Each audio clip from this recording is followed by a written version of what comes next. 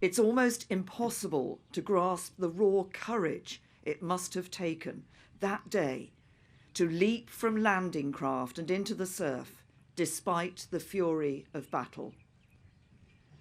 No one could be certain what the 6th of June would bring. No one would know how this, the most ambitious, amphibious and airborne assault in all of human history, would turn out. And as the sun rose that morning, not one of the troops on the landing craft approaching these shores, not one of the pilots in the skies above, not one of the sailors at sea, knew whether they would still be alive when the sun set once again. If one day can be said to have determined the fate of generations to come, in France, in Britain, in Europe, and the world, that day was the 6th of June, 1944. More than 156,000 men landed on D-Day, of which 83,000 were from Britain and the Commonwealth. Over 250,000 more supported operations from air and sea, while the French resistance carried out extraordinary acts of bravery behind enemy lines. Many were terribly wounded, and many made the ultimate sacrifice that day and in the fierce fighting that followed, as together our allied nations sought to release Europe from the grip of fascism. Men like Lieutenant Den Brotheridge of the Oxfordshire and Buckinghamshire Light Infantry, 28 years old, husband, father-to-be, thought to be the first Allied soldier killed in action after leading the charge over Pegasus Bridge.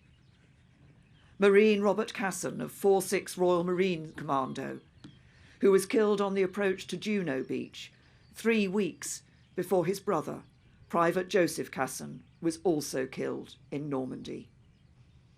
And twins, Robert and Charles Guy, 21, who both served in the RAF and were shot down and buried separately.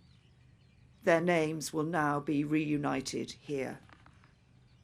These young men belonged to a very special generation, the greatest generation, a generation whose unconquerable spirit shaped our post-war world. They didn't boast. They didn't fuss. They served. They did their duty. And they laid down their lives so that we might have a better life and build a better world.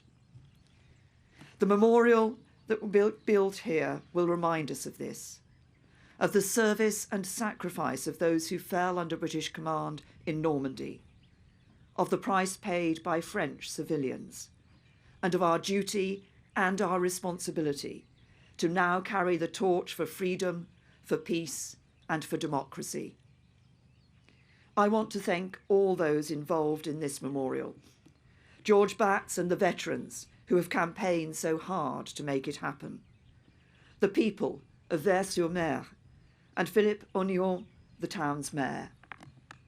Here in Normandy, the names of those British men and women who gave their lives in defence of freedom will forever sit opposite their homeland across the Channel, along with those of our allies.